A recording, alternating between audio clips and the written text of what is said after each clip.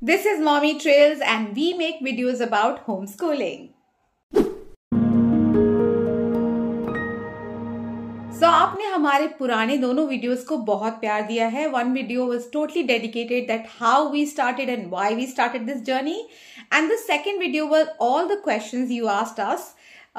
Curriculum क्या है, syllabus क्या है, exams कैसे दिलाने हैं.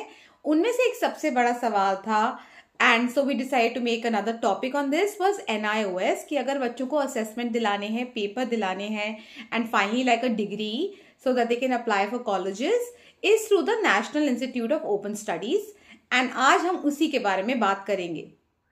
So मुझे exactly पता नहीं है but I'm pretty sure research से पता चल जाएगा कि when was the system of NIOS started, like when was it started.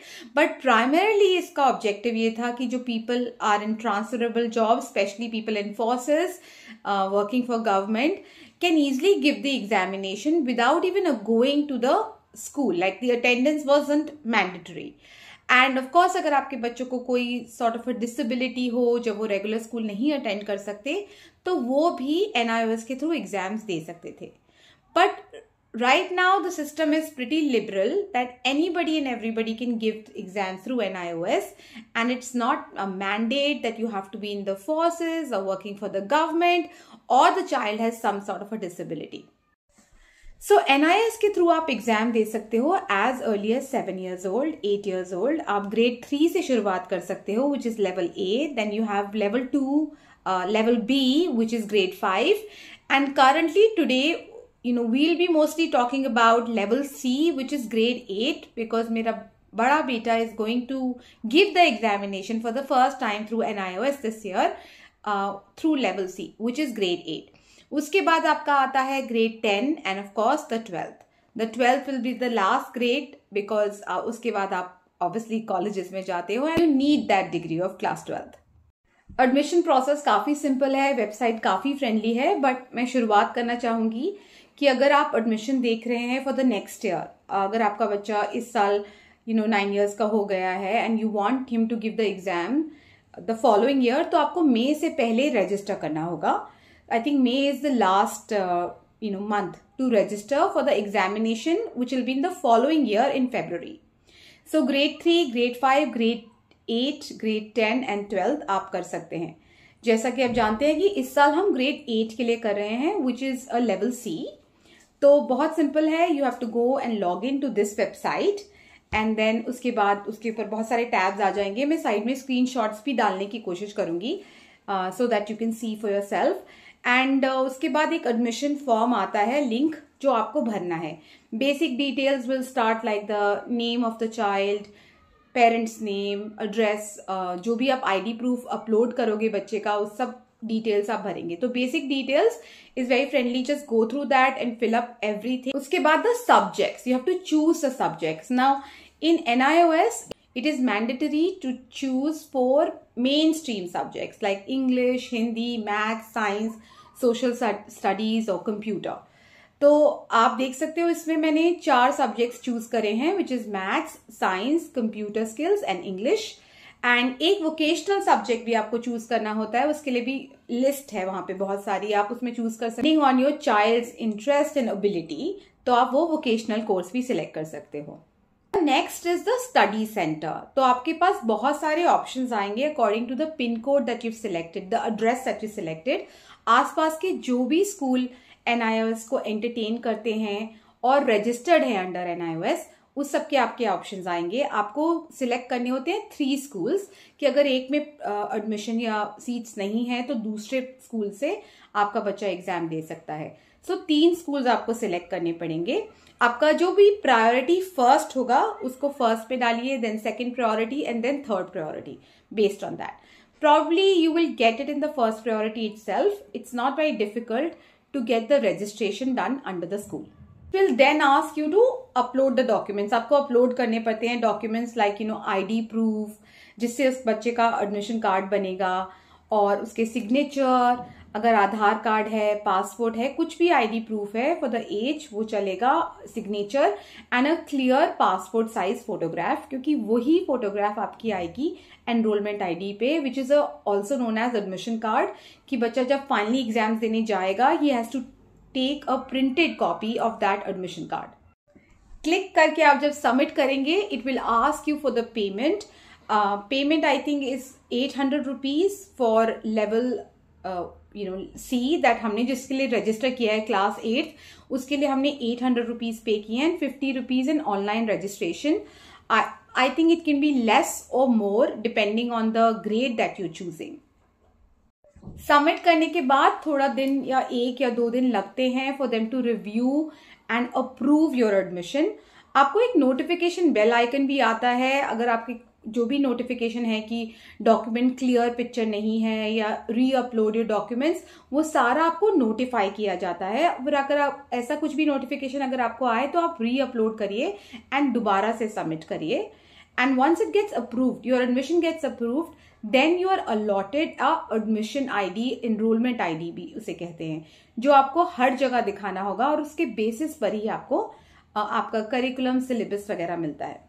आप रजिस्टर्ड कर रहे हैं अंडर ग्रेड 3, ग्रेड 5 और ग्रेड 8, तो आपको सिलेबस एंड करिकुलम स्कूल से ही मिलता है जिस स्कूल के अंदर आपने रजिस्टर किया है।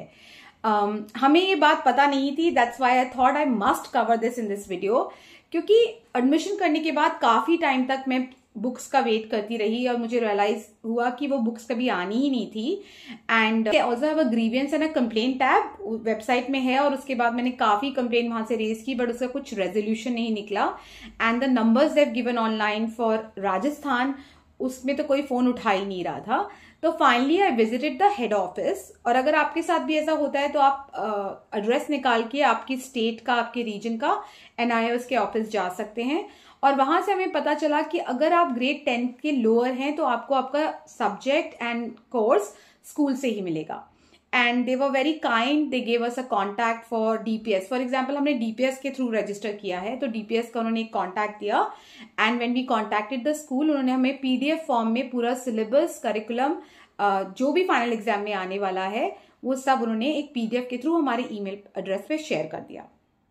अगर आप ग्रेड 10 है, 12 है, तो सिलेबस, करिकुलम, बुक्स आपको हर बुक शॉप्स पे आसानी से मिल जाती हैं, because nationally the curriculum syllabus is same for class 10th and class 12th। But अगर आप लोअर ग्रेड के लिए, ग्रेड 3, ग्रेड 5 या ग्रेड 8 के लिए देख रहे हैं, तो school decides.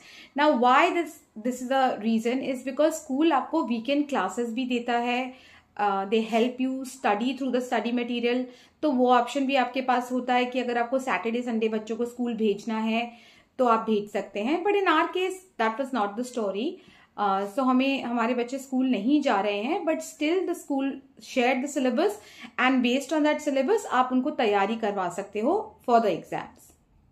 Next up is the date sheet. तो अभी तक ये मैं वीडियो बना रही हूँ in the month of December 2023, and मेरा बेटा एग्जाम देगा इन February 24, तो आई थिंक जनवरी तक मैं एक्सपेक्ट कर रही हूँ कि हमारे पास डेट शीट आ जाएगी, डिटेल्स दैट कौन से दिन कौन सा एग्जाम है।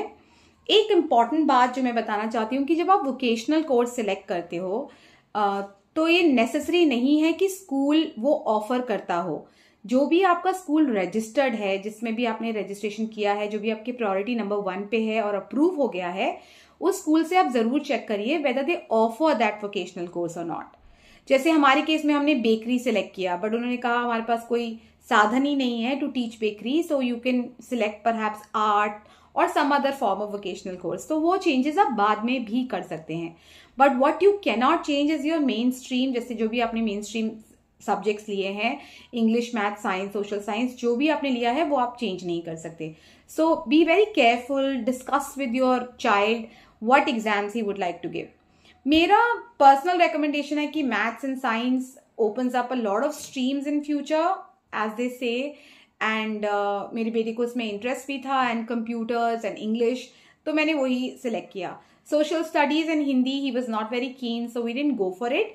बट ये आपका फैमिली का पर्सनल प्रेफरेंस है, आप चाहें तो उससे ज्यादा भी सब्जेक्ट्स में एनरोल करते हैं। मिनिमम आपको 4 मेन स्ट्रीम में एनरोल करना ही होता है and 1 vocational, but if you want you can even enroll for more subjects.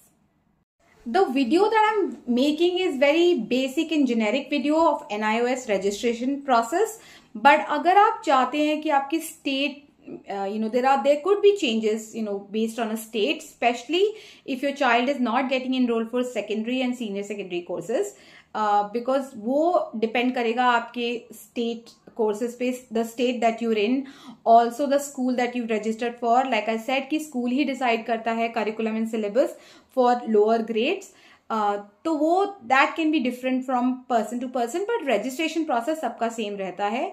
The fees also I'm not too sure, because मुझे जो हमने level stream 1 level C decide किया है, तो शायद उससे अगर आपसे उसके छोटे बच्चे हैं तो शायद फीस थोड़ी से कम हो सकती है. When you go through the registration process, that you will know. But generically it is like less than 1,000 rupees for the entire year, which also supposed to cover your syllabus and books.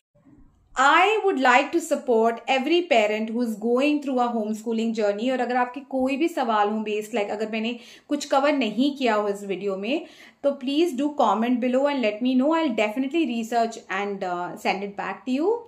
All right, that's all for today. Happy homeschooling. Bye bye.